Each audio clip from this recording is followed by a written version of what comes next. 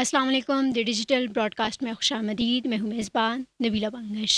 नाजरीन, एक बड़े ख़बर के साथ हम आपकी खिदमत में हाजिर हैं। जैसा कि आप सब जानते भी हैं कि पाकिस्तान तहरीक इंसाफ के सेक्रेटरी उमर अयूब साहब ने जो है ओहदे से मुस्ताफ़ी हो चुके हैं।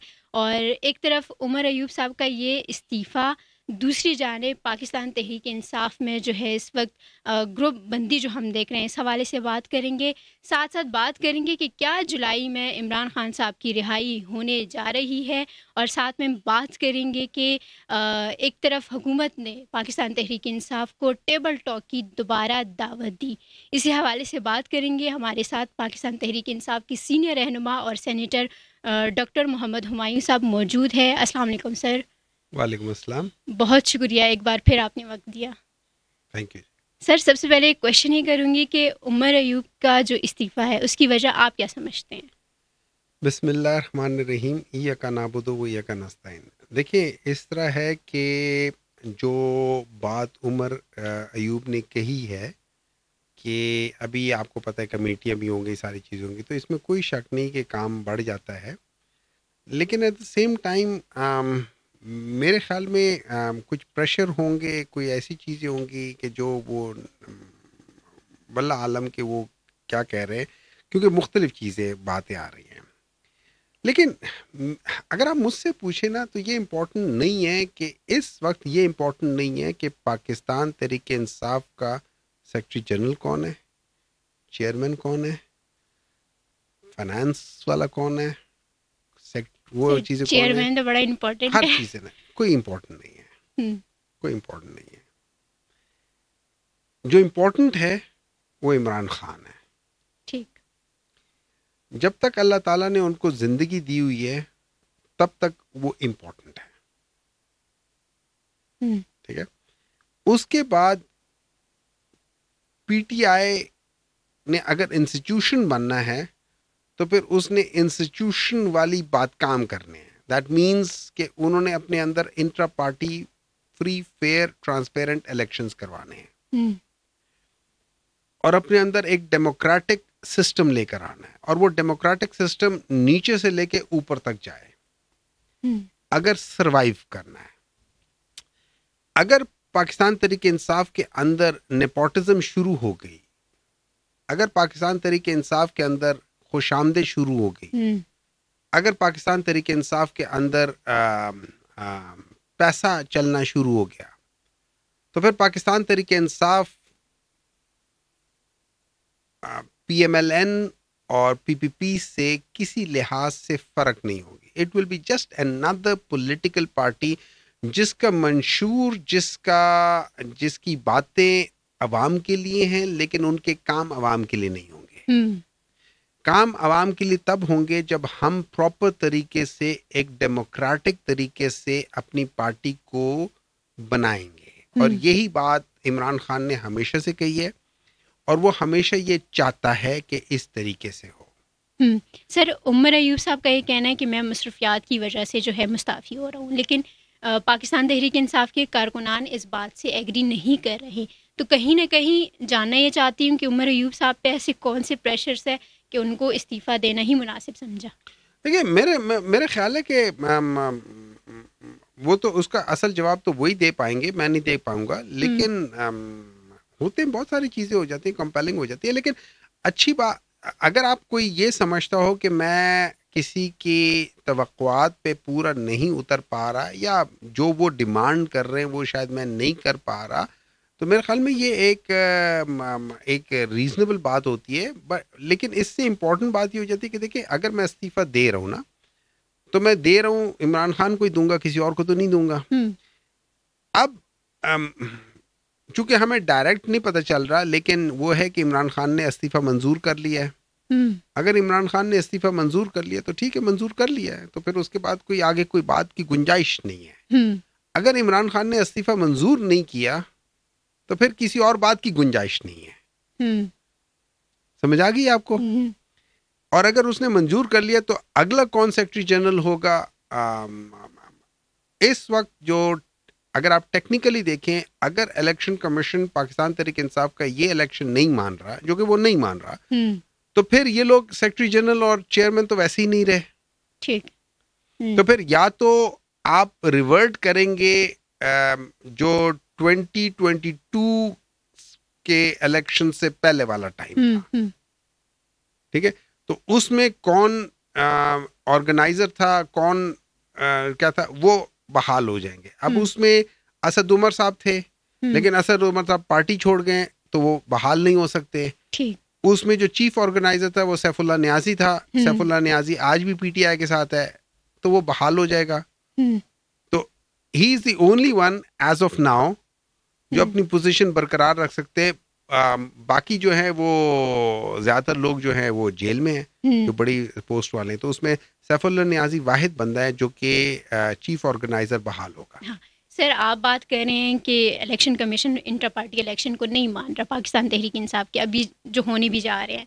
जानना ये चाहती हूँ कि शेर अफजल मरवत उमर अयूब के इस्तीफ़े को खैर मकदम कह रहे हैं और साथ में मुतालबा कह रहे हैं कि शिबली फराज साहब भी इस्तीफ़ा दें। तो ये पाकिस्तान तहरीक इंसाफ के रहनुमाओं की जो आपस में जो ये लफ्ज़िशें और डिसएग्रीमेंट आ रहे हैं, इसकी वजह क्या समझते हैं आप? देखिए, मैं इस जगह पे इस वक्त मेरे लिहाज से किसी शख्स को किसी दूसरे शख्स के बारे में ये कहना कि आप इस्तीफा दे दो या आप साइड पे हो जाओ, मैं समझता हूँ कि ये नहीं होना चाहिए। ठीक है, शेर अफजल मरवत ने जो किया है वो कोई और नहीं कर सका, तो उसको उसका क्रेडिट मिलना चाहिए था, मिलना चाहिए है। अगर हम लोगों ने उसको क्रेडिट नहीं दिया तो हमने उसके साथ ज्यादती की है। लेकिन अगर हमने उसके साथ ज्यादती की है तो इसका ये मतलब नहीं है कि वो आगे कोई ज्यादती वाली बात करे।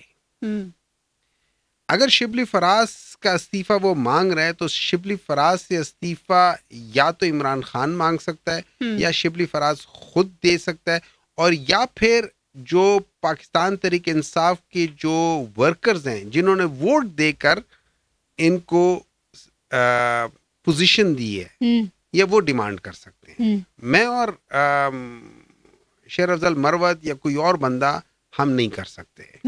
वो हमारे डोमेन की बात नहीं, वो हमसे बाहर की बात है। लेकिन तो शेर अफजल मरवत ने बयान दिए न्यूज़ कॉन्फ्रेंस करते हुए, मीडिया से बात करते हुए, कि मैं इस टीम के साथ, अब ये इस टीम में वो कौन से अशखास है जो कि वो काम नहीं करना चाहते उनके साथ, लेकिन उन्होंने वाज़ेह पैगाम दिया कि मैं पाकिस्तान तहरीक इंसाफ के इस टीम के साथ काम करने वाला नहीं हूँ। देखिए, वो उनकी अपनी जाती राय है, I don't agree with that राय, मैं उनके राय की कदर लेकिन करता सर हूं। अभी आपने खुद इतराफ़ किया कि वो शेर अफजल मरवत ने पार्टी के लिए काफ़ी काम किया, तो ऐसे ही आप लोग जाने दे देंगे? होल्ड ऑन, काफी काम नहीं किया उन्होंने। जिस वक्त जब पार्टी मुश्किल में थी उस वक्त उन्होंने काम किया। ठीक, काफी काम तो बहुत सारे लोगों ने किया है जो कि पिछले 20-20, 25-25, 28-28 सालों से कर रहे हैं ना। जरूरत थी पार्टी को नहीं, कि कोई सामने आए। ये बात नहीं है। देखें, बच्चे को पैदाइश से लेकर और एक खास वक्त तक एक शख्स उसकी परवरिश करता रहे, उसका ध्यान रखता रहे, वो करता रहे, एंड में आके कोई और बंदा आके उसका थोड़ा सा काम करके या एक काम करके जब मुश्किल में था वो काम करके सारा क्रेडिट ले ले, वो भी गलत है ना। आपने जो पुराने वर्कर्स थे आपने उनको भी उनका ड्यू शेयर देना है ना। ठीक, आपने हर जगह पे अदल इंसाफ हर जगह पे करना है।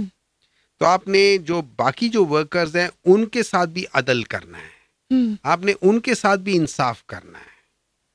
तो मेरे लिहाज से जो आइडियोलॉजिकली ड्रिवन लोग थे, जो और वो अपनी जगह से हटे भी नहीं थे, उनके पास पोजीशन नहीं होगी ना सही, पर वो आइडियोलॉजिकली खड़े रहे हैं, वो साथ रहे हैं, तो उनका भी एक बड़ा फर्ज हक बनता है कि उनको भी कोई जगह मिले, उनको भी कोई पोजीशंस मिले, उनको भी एक्नॉलेजमेंट मिले। ठीक है ना, सिर्फ हमारे पास तो नहीं है ना, हर एक के पास होता है, तो हर चीज को देखकर लेकर चलना पड़ेगा। सर, ये जो आपकी बातें हैं, क्योंकि आप खुद भी सेनेटर है अब और कोर कमेटी में भी आप जाते होंगे, अब आपको कहीं ना कहीं ये लग रहा है ना कि क्योंकि बात की जा रही है, तासुर दिया जा रहा है कि पाकिस्तान तहरीक इंसाफ की अभी जो मौजूदा क़यादत है विदाउट खान, ठीक है, खान साहब तो जेल में, उनके सामने जो भी बात जो रहनुमा जिस तरह करेगा उसी के अकॉर्डिंग फैसला देंगे। तो कहीं ना कहीं आप सबके दरमियान इख्तिलाफात तो मौजूद है। इख्तिलाफात तो हर घर में मौजूद होते हैं, जहाँ पे 4 बहन भाई होते हैं वहाँ पे इख्तिलाफात होते हैं, लेकिन मिलकर काम तो करना मियाँ पड़ेगा। बीवी के दरमियान में भी इख्तिलाफात होते हैं, लेकिन ठीक है। काम इकट्ठे करना पड़ता है, क्योंकि इन सब का जो एजेंडा होता है, जो इन सब का पॉइंट ऑफ व्यू होता है वो एक होता है। जब वो पॉइंट ऑफ व्यू खराब हो जाए ना, तो फिर घरों में दरारें पड़ जाती है, फिर या बच्चे घर छोड़ के चले जाते हैं, या माँ बाप आग कर देते हैं, या तो सेपरेशन हो जाती दरारें है। पड़ चुकी हैं पाकिस्तान तहरीक नहीं, इंसाफ पाकिस्तान में। तहरीक इंसाफ के अंदर दरारें इसलिए नहीं है कि ये सारी दीवारें जो है ना ये इमरान खान है, ठीक है, ये बाकी लोग मैटर नहीं करते, ये ठीक। बिल्कुल मैटर नहीं करते। हर वो शख्स जो कि बहुत बड़ा नाम था पीटीआई का, जब उन्होंने पीटीआई को छोड़ दिया है तो उनकी हैसियत उस पेंट की तरह है जो उखड़ के नीचे गिर जाती है, उस दीवार की तरह नहीं है जो अपनी जगह खड़ी रहती है। वो कहते हैं ना, और ले आएंगे बाजार से अगर टूट गया जामे जम से मेरा जामे सफाल अच्छा है, ठीक है। ठीक। तो जब दीवार मजबूत हो, उसमें से अगर थोड़ा सा पेंट गिर गया उखड़ के, तो उखड़ के गिर गया, उसने अपने टाइम पे शाइन दिया। आज उसको उस दीवार के साथ नहीं रहना तो ना रहे, नुकसान उसका है, दीवार का नहीं है। नुकसान उस फूल का है जो उस पौधे से अलग हो जाए, क्योंकि उसके बाद उसकी खुशबू थोड़ी देर के लिए रहती है, गुलदस्ते में वो कुछ देर के लिए अच्छा लगता है, उसके बाद वो डस्टबिन 2 दिन 3 दिनों में वो डस्टबिन की नजर हो जाता है। लेकिन वो पौधा जिससे फूल टूटा था वो नया फूल दे देगा, उसको कोई प्रॉब्लम नहीं है। थोड़ी देर के लिए उसको नुकसान होता है, उसके ऊपर से फूल चले जाते हैं। सर, यहाँ पे एक और अहम सवाल ऐड करूंगी। जैसे आप बात करें कि खान साहब है तो ये पार्टी सारे रहनुमा फिर मुत्तफिक है, लेकिन तहरीक इंसाफ के असम्बली जो अरकान है उन्होंने इस बात पे इत्तेफाक किया है कि उमर अयूब साहब अपना इस्तीफ़ा जो है वो वापस ले और वो हमें अपने ही उसी ओहदे पे कबूल है, ठीक है। तो अब खान साहब ने अगर मंजूर कर लिया उनका इस्तीफ़ा, अरकान नहीं मान रहे, तो इस चीज़ को आप लोग किस तरह वो करेंगे? देखिए, इस तरह है कि मेरी नज़र में अगर इमरान खान ने इस्तीफ़ा मान लिया ना, अब मुझे चूंकि डिटेल्स नहीं मालूम कि मानने नहीं मानना, कोई क्या कहता है कोई क्या कहता है, उसमें वो काफ़ी चीज़ें। सर, अरकान ने सिफारिश की, खबर प्रॉपर आई है। सिफारिश का मतलब, देखिए सिफारिश का मतलब ये है कि उन्होंने इमरान खान को सिफारिश की ना कि आप इसमें नज़रसानी करें, ठीक है।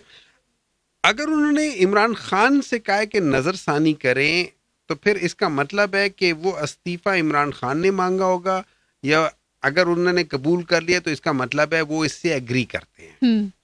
तो फिर लेट इमरान खान डिसाइडेड, फिर मैं कौन होता हूं उसके ऊपर तबसरा करने वाला। लेकिन अगर मैं देखा जाए कि जहां प्रॉब्लम है, तो मेरी नजर में प्रॉब्लम जो वो हो रही है, बहुत सारे लोग कहते हैं कि इमरान खान से मिलने नहीं दिया जाता। मैंने 1-2 दफ़ा ट्राई किया, मिलने नहीं दिया गया, या मेरा नाम नहीं जाता था, या वो बिजी होते थे, या कुछ एक बहाना होता था या सच होता था, मुझे नहीं पता। मैंने उसके बाद कभी इसलिए मिलने की कोशिश नहीं की कि मैं समझता हूँ अगर इमरान खान ने खुद कहा है कि हुमायूं मुझसे ना मिले, तो फिर इसका मतलब है कोई ऐसे इम्पोर्टेंट लोग और होंगे कि जिनको वो टाइम देना चाहते, तो मैं उसको क्यों तंग करूं, मैं उसको क्यों तंग करूं, मैं वो क्यों ना करूं जो उसने मुझे कहा हुआ है, ठीक है। मैं अपना मोर्चा संभाल के रखूंगा, मैं जाके क्यों उसके पास करूं, मैं क्यों उन मुसलमानों की तरह हूं जो जंगे ओहद में उस पहाड़ी पर से उतर कर चले गए थे, क्योंकि उधर से उतरने की सजा ये हुई थी कि जंगे ओहद जो जीती हुई जंग थी वो हम हार गए थे। तो मैं तो अपना मोर्चा संभाल के बैठा रहूंगा।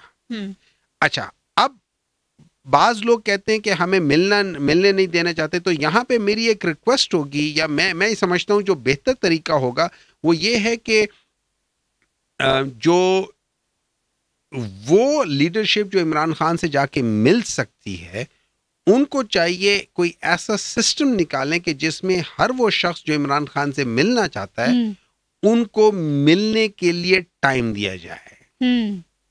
15 मिनट, आधा घंटा, चाहे मिले। हर एक बंदा अपने मतलब अगर घास को धूप ना लगे तो घास भी मुरझा जाती है। सर, तो ये तो जो वर्कर जाके इमरान खान से मिलना चाहता है, उस सूरज की किरणों को देखना चाहता है, देखने दो। तो सर, खान साहब को भी तो इनकार नहीं करना चाहिए ना। कि देखिए जिस बंदे ने मुश्किल वक्त में आपकी पार्टी के लिए नहीं नहीं काम देखिए किया देखिए वो ये बात खड़ा नहीं होती, रहा। देखिए ये बात नहीं होती है। मैं आपको एक बात बताता हूँ, मेरे पास लिमिटेड टाइम है, हम्म एक दिन है हफ्ते में, हम्म एक दिन है हफ्ते में और लिमिटेड टाइम है। हम्म उस लिमिटेड टाइम की एक वैल्यू है, हम्म उसमें मैंने अपने अपने फैसले भी करने, उसमें मैंने अपने पॉलिटिकल डिसीजंस भी लेने, लोगों की राय भी लेनी है, क्या हो रहा है क्या नहीं हो रहा मैंने इम्पोर्टेंट करना है। अब वहां पे मैं जाके अस्सलाम वालेकुम और जाके हक करूं और कोई कंस्ट्रक्टिव काम नहीं है। मैं अपनी अ, आंखों की प्यास बुझाने के लिए उधर जा रहा हूं, हम्म वो उतना इम्पोर्टेंट नहीं है। मेरे लिए इम्पोर्टेंट है, बहुत इम्पोर्टेंट है, हम्म लेकिन पार्टी के लिए वो इम्पोर्टेंट नहीं है। हम्म ठीक है ना? पार्टी के लिए इंपॉर्टेंट क्या है कि वो बातें जो हो रही हैं और रोजाना कुछ नई चीज हो रही है, वो चीज जाके डिस्कशंस हो इमरान खान के साथ और उस चीज पे डिसीजंस मेकिंग हो। हम्म तो मैं अपना टाइम इमरान खान के फैसलों के लिए कुर्बान करूंगा। हम्म मैं इस लिहाज से सोचता हूं। हम्म मैं ये नहीं सोचता कि मुझे क्यों नहीं बुलाया या मुझे क्यों किसी ने आगे नहीं जाने दिया। मैं इस लिहाज से सोचता हूं कि वहां जो डिस्कशन हो रही है वो मेरे मिलने से ज्यादा इंपॉर्टेंट है, हम्म तो उसको टाइम मिलना चाहिए। हम्म हो गया सर, तो अभी आपने बात की कि कोई कंस्ट्रक्टिव काम हो, ठीक है। अब जैसे खान साहब जेल से, मतलब जब वो जेल में नहीं थे तो जिस तरह पाकिस्तान तहरीक इंसाफ जलसे करती थी, वो एक हमें नज़र आता था कि हाँ लीडर है, लीड करने वाला है। विदाउट हिम अब वो जेल में है, तो जो अब आप बात कर रहे हैं कि ये पार्टी खान की वजह से है, लेकिन 10 माह हो चुके हैं सर इलेक्शन को। असम्बली में जो अरकान है, सेनेटर में जो है पाकिस्तान तहरीक इंसाफ तो नाकाम हो चुकी है पब्लिक को निकालने में खान साहब के बगैर। तो कहीं ना कहीं रहनुमाओं में जो है इत्तेफाक है ही नहीं। तो 10 माह बाद भी अगर आप पब्लिक को नहीं निकालते तो ये बहुत बड़ा फैक्टर है सर। देखिए ये बात नहीं है कि पब्लिक, अभी आपने देखे केपी में कितने बड़े बड़े जलसे हुए हैं। सर एक जलसा हुआ है 10 माह में, नहीं उससे पहले भी हुए खान हैं, में एक ही उससे जलसा किया अभी आज अभी तक। नहीं, अभी बहुत सारे हुए हैं, स्वात में हुआ है, बाकी जगहों पे हुआ है, बहुत बड़े बड़े जलसे हुए हैं, ऐसी कोई बात नहीं है। हाँ, पंजाब और सिंध में हम्म, जहां जहां कोई एक्टिविटी होनी चाहिए वहां वहां 1 दिन 2 दिन 3 दिन 4 दिन पहले पुलिस ने जाके उनको उठाना शुरू कर दिया है, हम्म, आपकी लीडरशिप को उठाना शुरू कर दिया है। उन पे दफ़ा 144 लगाना शुरू कर दिया है। फिर बाज़ लोगों ने, जिन लोगों ने उसके बावजूद भी जाके जलसे किए, उनके ऊपर एंटी टेररिज्म एक्ट के तहत उनके ऊपर पर्चे दायर कर लिए। हम्म, ये एक बहुत बड़ा सेटबैक होता है कि उसके बाद फिर आप किस आधी जिंदगी गुजर जाती है उन झूठे मुकदमों को ख़त्म करने में। हम्म, और ये आई डोंट नो कि ये जो हुकूमत है और ये जो एस्टैब्लिशमेंट है, मुझे नहीं पता कि इन लोगों के अंदर ऐसी क्या नफरत है कि ये अपने ही लोगों को इस सर तरीके लेकिन से अगर कर रहे हैं। पाकिस्तान तहरीक इंसाफ के जो रहनुमा है वो ओहदों पर लड़ेंगे, तो फिर जो बात की जा रही है फॉरवर्ड ब्लॉक की, इन खबरों में कितनी सच्चाई है? मेरा नहीं ख्याल कि कोई फॉरवर्ड ब्लॉक है। सर नजर आ रहा है नहीं, कोई फॉरवर्ड ब्लॉक नहीं है। अभी आपने शेर अफजल मरवत के नहीं, लिए वो जो forward कहा, block और नहीं है। वो जो कह रहे हैं बड़ी सख्त बयानात आप लोग नहीं, एक दूसरे को भी दे रहे हैं। सख्त बयानात अपनी जगह पर है वो। अच्छा, वैसे एक बात बता दूं, इवन इमरान खान के होते हुए भी पाकिस्तान तहरीक इंसाफ के अंदर एक किस्म की एक जमाने में दो, क्या कह सकते हैं उसके, नजरियाती डिफरेंस के ग्रुप हो गए थे। एक जहांगीर तरीन का ग्रुप कहलाता था, एक सैफुल्लाह न्याजी का ग्रुप कहलाता था। तो देखिए जहांगीर तरीन का कितना बड़ा ग्रुप हमारे सामने आया कि उन्होंने पार्टी अलग बना ली है, तो इसके बाद भी यही अंजाम तो हो पार्टी सकता क्या है। बनाई है? हम्म, मतलब पूरे घर में से अगर आप एक गुसल खाने को अलग कर दो और कह दो कि जी इसने पूरा घर बना दिया, तो गुसल खाना ही रहेगा। हम्म, आप उसको सेपरेट बाहर अलग करके बना लो, उसकी हैसियत वही रहेगी। उसकी हैसियत ड्राइंग रूम की नहीं होगी, उसकी हैसियत जो लिविंग रूम है उसकी नहीं होगी, उसकी हैसियत बेडरूम की नहीं होगी, उसकी हैसियत वही रहेगी। और जब वो घर से डिटैच हो जाता है ना, तो वो पब्लिक टॉयलेट बन जाता है, फिर उधर हर एक आता जाता रहता है, तो उसके क्या फायदा? सर हुकूमत ने, शहबाज शरीफ ने कौमी असम्बली में खड़े हो के एक बार फिर पाकिस्तान तहरीक इंसाफ को दावत दी कि आए मिलकर बात करते हैं, टेबल टॉक। उमर अयूब साहब ने जब खिताब किया तो उन्होंने उसको रिजेक्ट किया, तो क्या उमर अयूब साहब मशवरे से ये डिसीजंस लेते हैं, और इस रिजेक्शन की वजह आप क्या समझते हैं? कहीं ना कहीं तो बैठना पड़ेगा ना सर। आपने कभी इमरान खान की बात सुनी है? मैं इन लोगों से बात नहीं करूंगा। क्यों? लोग कहते हैं कि जी आप फिर बाहर नहीं निकल पाओगे। वो कहता है उस रिस्क से मौत अच्छी जिस रिस्क से आती हो परवाज में कोताही। देखिए इन लोगों से क्या बात करेंगे हम। मेरा ये फोन आपके पास जो पड़ा हुआ है, मैं कहूँ ये मेरा चोरी हुआ फोन है, ये मुझे वापस कर दे, और आप कहें नहीं ये तुम्हारा है नहीं, तो मेरी आपकी बात आगे हो सकती है? नहीं हो सकती। ये हमारे साथ क्या करेंगे? नंबर 2, ये कौन लोग हैं? ये वो लोग हैं जिन्होंने कहा था कि अगर आपने पंजाब और केपी खैबर पख्तूनख्वा की असेंबलीज डिसॉल्व कर दी तो हम अगले दिन सारे इलेक्शंस करवा लेंगे, डिसॉल्व कर देंगे। अब उन लोगों ने जो कहा था, जो उन लोगों ने किया, क्या आप ऐसे शख्स की बात पे यकीन रखोगे? एक शख्स कहता है कि जब उनके ऊपर केस आते हैं तो कभी कमर में दर्द, कभी ये चीज़, कभी वो चीज़, कभी फलाना चीज़, जो ही केस ख़त्म हो जाते हैं तो कोई बीमारी नहीं लगती। इसका मतलब है वो सब कुछ झूठ था। क्या आप झूठे की बात पे यकीन रखोगे? ये लोग कहते हैं हमारे साथ चार्टर ऑफ डेमोक्रेसी करें, चार्टर ऑफ इकोनॉमी करें। इन लोगों ने जो चार्टर ऑफ डेमोक्रेसी आपस में की है उसमें शिक नंबर 22 है कि हम आर्मी की मदद कभी नहीं लेंगे। क्या इन लोगों ने आर्मी की मदद ली है? तो जो अपने इन राइटिंग दस्तखत शुदा चार्टर ऑफ डेमोक्रेसी के ऊपर खुद अमल ना करते हो, उनके ऊपर क्या एतबार होना चाहिए? क्या उनके साथ नेगोशिएशंस होनी चाहिए? उसको भी छोड़ दें। हम 1980s में, मैं 1980s की बात इसलिए कर रहा हूं कि उससे पहले खाली पीपल्स पार्टी थी। 1980s में ये ज़ियाउल हक ने मुस्लिम लीग को एक नई बुनियाद दी और उसमें 1981 में या 84 में मियां नवाज शरीफ साहब आए थे। मियां नवाज शरीफ साहब वो शख्स हैं जिन्होंने 8 या 9 वजीर आजम इंक्लूडिंग अपनी पार्टी के वजीर आजम को हटवाया है। 9 लोगों के खिलाफ डायरेक्टली इनडायरेक्टली इन्होंने उनको उनकी कमर में छुरा घोंपा है। नंबर 1, 1980 में पाकिस्तान चाइना से, पाकिस्तान इंडिया से, सिंगापुर से, मलेशिया से ज्यादा अमीर था। पाकिस्तान 1980s में, 70s और 80s में बांग्लादेश से 75% अमीर था। आज 2018 पीटीआई से पहले, पीटीआई की गवर्नमेंट खराब तरीन गवर्नमेंट, हटा दे उसे, उससे पहले पाकिस्तान किधर था? चाइना किधर है? इंडिया किधर है? बांग्लादेश 45% पाकिस्तान से अमीर हो गया। मलेशिया किधर है? ये किसने किया है? मैंने और आपने तो नहीं किया, पीटीआई ने भी नहीं किया, ये इन 2 पॉलिटिकल पार्टीज ने किया है। ये इनकी बदमाशी थी। आपने बहुत इंपॉर्टेंट पॉइंट उठाया। ये सब कुछ गैर सियासी इस्तेहकाम, यानी अगर सियासी इस्तेहकाम नहीं होगा तो मैशत नहीं स्टेबल होगी। नहीं, सियासी इस्तेहकाम था। कभी एक पार्टी आती थी, सियासी नीयत नहीं थी, सियासी नीयत नहीं थी। देखिए बात इसकी नहीं है।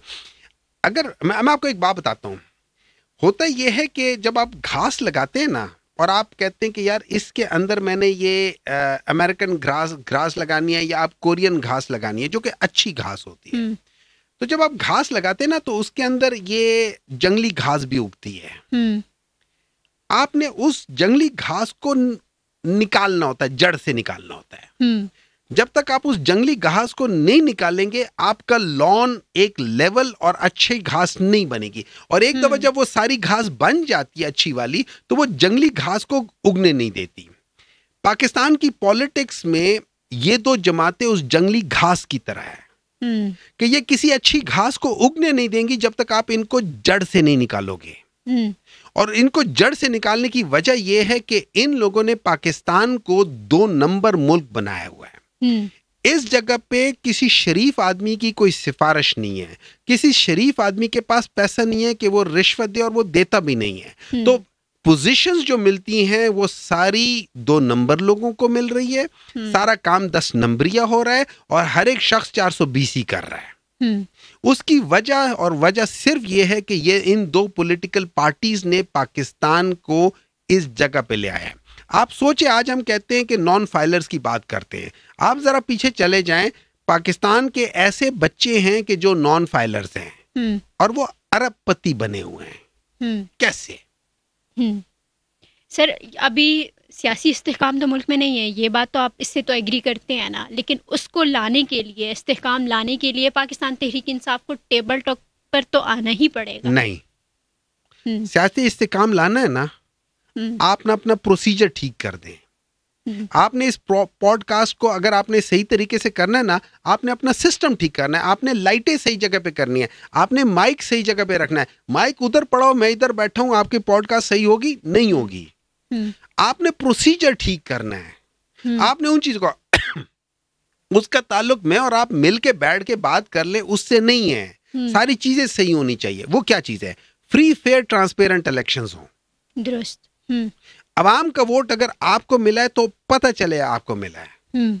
मिले आपको और अवाम का वोट मैं अपने डब्बे में डाल लूं या उसका रिजल्ट चेंज करके मैं कहूं कि मैं फॉर्म 47 के तहत मैं बन गया हूं, इससे आप जो मर्जी कर लो, सियासी इस्तेहकाम कभी नहीं आएगा। और यही वजह है कि पाकिस्तान के अंदर सियासी इस्तेहकाम आज से नहीं, पिछले 75 सालों से नहीं है। क्योंकि 75 साल तो नहीं, 1971 में पहली बार फ्री, फेयर, ट्रांसपेरेंट इलेक्शन हुआ था। जब वो फ्री, फेयर, ट्रांसपेरेंट इलेक्शन हुआ तो जो एस्टैब्लिशमेंट उस वक्त की चाहती थी कि भुट्टो जीते, भुट्टो नहीं जीता। जो सबसे पॉपुलर लीडर था वो जीत गया। उससे एस्टैब्लिशमेंट ने क्या सीखा?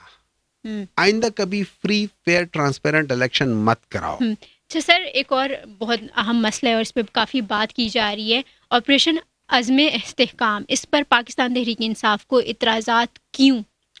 देखिए, आप ऑपरेशन किसके लिए कर रहे हैं? अगर एक रेगिस्तान हो, वहां कोई ना रहता हो और वहां कोई जाके बम फाड़ता रहे, तो कभी आप जाओगे ऑपरेशन करने? नहीं जाओगे ना। आप उस जगह जाओगे जहां पे लोगों को नुकसान हो रहा है। अच्छा, अब जो लॉ एंड ऑर्डर है, एक तो सबसे पहले प्राइम मिनिस्टर के जो स्पोक्स पर्सन है और मीडिया, वो क्या कह सकते हैं उनके, ये अपने इंफॉर्मेशन मिनिस्टर भी हैं, अता तारड़, उसने कहा है कि जो अली अमीन गंडापुर ने बात की थी, उसने उसकी तायीद कर दी। उसने कहा कि वहां पे कोई ऑपरेशन का जिक्र नहीं था। राइट, ठीक है। तो इसका मतलब है ऑपरेशन का कोई जिक्र नहीं था, कोई ऑपरेशन की बात नहीं हुई थी। तो अगर बात नहीं हुई थी इवन एपेक्स कमेटी में, तो फिर उस पे ऊपर डिस्कशन होनी चाहिए। डिस्कशन किससे होनी चाहिए? डिस्कशन जो रिप्रेजेंटेटिव हैं अवाम के, उनके साथ होनी चाहिए।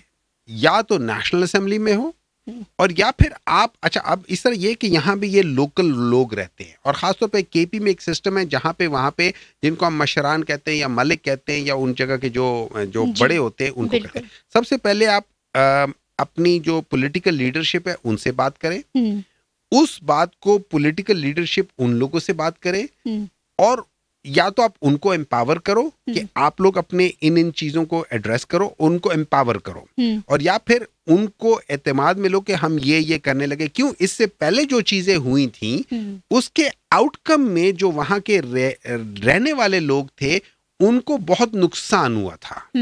वो इंटरनली डिस्प्लेस हुए थे और उसमें उनको बहुत ज्यादा नुकसान हुआ था। तो आज वो लोग जरा एप्रीहेंसिव हैं। तो अगर वो एप्रीहेंसिव हैं तो आपको चाहिए उनकी एप्रीहेंशन को कम करें या खत्म करें। एक काम करने से पहले, मिसाल के तौर पर एक बच्चा है, उसको जब टीका लगता है, उसको दर्द हुई थी, अगली बार टीके के लिए वो बहुत ज्यादा एप्रीहेंसिव होगा, हालांकि ये टीका उसके लिए अच्छी चीज है। तो अब यहाँ पे माँ बाप क्या करते हैं, डॉक्टर क्या करते हैं, उसको बिठा के उसको समझाते हैं, उसको बहलाते हैं, उसको सब कुछ करते हैं, करा के उसको समझा के सब कुछ करके फिर टीका लगाते हैं। ठीक है, वो गलत काम नहीं कर रहे। तो इसी तरीके से जो पिछला ऑपरेशन हुआ था उसमें बहुत ज्यादा प्रॉब्लम्स हुई थी। तो जब बहुत ज्यादा प्रॉब्लम हुई थी तो वहां के लोकल्स एप्रीहेंसिव हैं। आप उनके साथ बैठो, उनसे बात करो, फिर आगे जाके बयान करो कि हाँ ये करना है। आप आके ऊपर से धड़ाम से आके नहीं अब ये होगा ये होगा ये होगा ये होगा, ऐसे नहीं होता। सर इस चीज़ को तो आप नहीं मान रहे, लेकिन मैं आपसे अगला सवाल ये करूँगी कि खान साहब की रिहाई के बारे में नायब सदर सरदार लतीफ़ कोसा साहब ने बात की है कि 12 से पहले खान की रिहाई हो जाएगी, जबकि इद्दत केस का फैसला आ चुका है, दोनों की सज़ाएं बुशरा बीवी की और खान साहब की बरकरार है। तो कैसे, क्या वाकई में खान साहब 12 से पहले रिहा हो रहे हैं? देखिए, सबसे पहले तो मुझे समझ नहीं आती कि ये जो लोग इद्दत के केस में फैसला, अच्छा ये फैसला नहीं आया, ये उन लोगों ने बेसिकली अपील को रद्द किया है। ठीक है, उन्होंने कहा आप अपील नहीं कर सकते, और जो पहला ठीक है उसको अपहोल्ड किया है। मुझे समझ नहीं आती ये जो जजेस हैं, क्या इनको शरीयत का नहीं पता? क्या इनको नहीं पता कि ये शरीयत के खिलाफ जा रहे हैं? और शरीयत क्या है? अल्लाह और उसके रसूल के अहकामात हैं। ये कुरान और सुन्नत की रोशनी में बात की गई है। तो ये लोग बेसिकली जो डिसीजन ले रहे हैं ये कुरान और सुन्नत की रोशनी के अगेंस्ट ले रहे हैं। तो इसका मतलब ये, एक तो ये शरीयत के खिलाफ जा रहे हैं, दूसरा ये आर्टिकल 2 की खिलाफ वर्जी कर रहे हैं। तो अब सवाल होता है इनके साथ क्या होना चाहिए? ठीक है, एक चीज। नंबर 2, इमरान खान ने बाहर आ जाना है। जो लतीफ कोसा साहब कह रहे हैं कि 12 से पहले। देखिए, मैं डेट्स का मुझे नहीं पता, मैं डेट्स की बात नहीं करता हूँ, लेकिन मैं कहता हूँ इन प्रिंसिपल वो बाहर आएगा। क्यों? ये सब झूठ है, जितने भी केसेस है वो झूठ है। अल्लाह ताला का निजाम है, झूठ और सच दोनों को छुपाओ नहीं छुपते। ठीक है, इन्होंने बाहर आना ही आना है, इन्होंने सामने आना ही आना है। ठीक है, तो अब इमरान खान के खिलाफ ये जो झूठे फैसले किए गए, इन्होंने खत्म होना है, आज नहीं तो कल, कल नहीं तो परसों। ठीक हो गया। अभी हाई कोर्ट में है, मेरा नहीं ख्याल कि हाई कोर्ट के अंदर इसको कोई रोकेगा, कोई सेन आदमी इसको नहीं रोकेगा और इसको डिस्चार्ज कर देगा, खत्म कर देगा। ये जो अपील गई है ना हाई कोर्ट में, ये खत्म हो जाएगी। वो जब खत्म हो जाएगी इमरान खान बाहर आ जाएगा। ठीक है सर, बहुत शुक्रिया आपने अपना। लेकिन एक आखिरी बात, बिल्कुल, ये लोग कभी जैसे राना सनाउल्लाह ने कहा है ना कि हम कुछ ढूंढ के निकाल लेंगे वजह, अगर इनको पूरी तरह इल्म है कि अगर इन्होंने इमरान खान को छोड़ दिया तो इमरान खान जब जेल से बाहर निकलेगा, अडयाला से बाहर निकलेगा और बनी गाला तक जाएगा, इस टाइम के दौरान में इनकी हुकूमत गिर जाएगी। ठीक, दुरुस्त। ये लोग अपनी पूरी कोशिश करेंगे, तो ये खान को निकलने नहीं देंगे, ये पूरी कोशिश करेंगे कि वो ना निकले, क्योंकि उसका निकलना, जब शेर निकलेगा तो गीदड़ और लगड़ बगड़ भाग जाएंगे। तो कभी ये नहीं चाहेंगे कि शेर निकल आए बाहर। नाज़रीन, गुफ्तगू आप सबने सुनी। जैसा कि हुमायूं साहब ने कहा कि अगर इमरान खान बाहर आया तो शहबाज की हुकूमत ज़्यादा देर नहीं चलेगी, गिर जाएगी। तो अब ये वूंड किस करवट बैठेगा ये तो आने वाला वक्त बताएगा। पॉडकास्ट आपने देखने का बेहद शुक्रिया। राय का इज़हार कीजिए कमेंट बॉक्स में।